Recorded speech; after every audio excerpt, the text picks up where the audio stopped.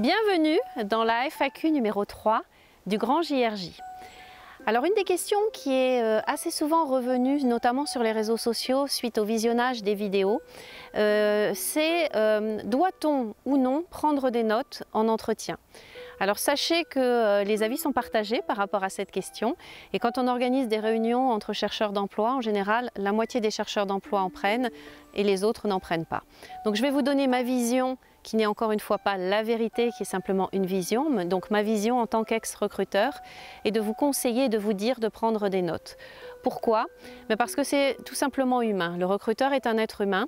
Quand il va présenter son entreprise ou l'entreprise pour laquelle il travaille, présenter le poste, donner des informations, s'il se retrouve face à un candidat qui l'écoute sans prendre de notes, il peut penser que le candidat n'est pas intéressé, que le candidat n'est pas motivé.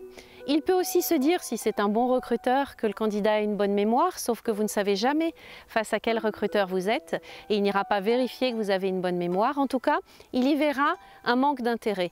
Et d'ailleurs, c'est humain, si vous réalisez vous-même des formations, quand vous êtes dans une réunion et que vous dites quelque chose et que vous voyez certaines personnes prendre des notes, eh bien ça vous valorise et vous êtes entre guillemets content que l'on s'intéresse à vos propos. Donc c'est exactement la même démarche. Donc mon conseil, c'est vraiment prenez des notes, mais prenez-les intelligemment. Alors déjà, avec quoi prendre des notes? Il faut que vous ayez un support. Typiquement, le porte-document est idéal.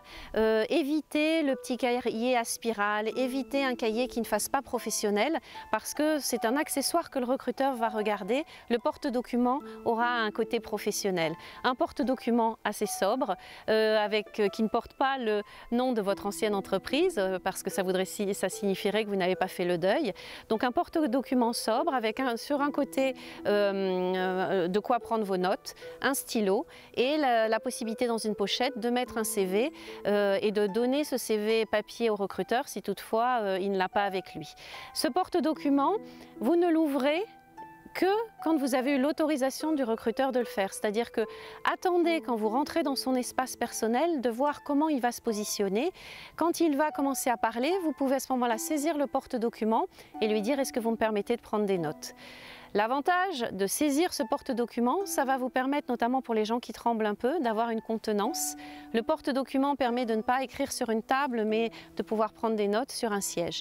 Et là, dans votre prise de notes, faites une prise de notes qui va vous servir. C'est-à-dire que quand le recruteur va parler en utilisant un certain terme, quand il va développer quelque chose que vous aimeriez voir développer plus tard, si vous avez, suite à ces propos, une idée, une question, vous notez la question parce qu'elle va vous servir ensuite.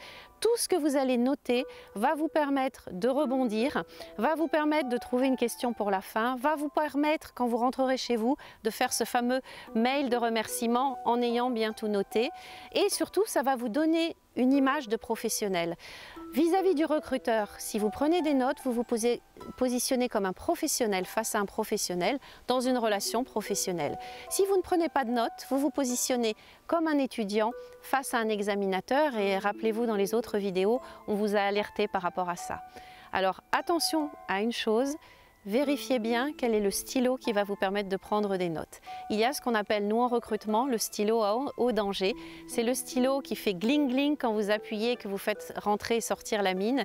Sachez que ce stylo, c'est un indicateur pour le recruteur. Si à un moment vous avez le stylo dans la main qui vous pose une question et que vous faites gling gling avec le stylo, ça montre que vous pouvez être stressé par cette question. Donc prenez un stylo qui ne soit pas un stylo à haut danger. Voilà, j'espère que nous avons répondu à votre question.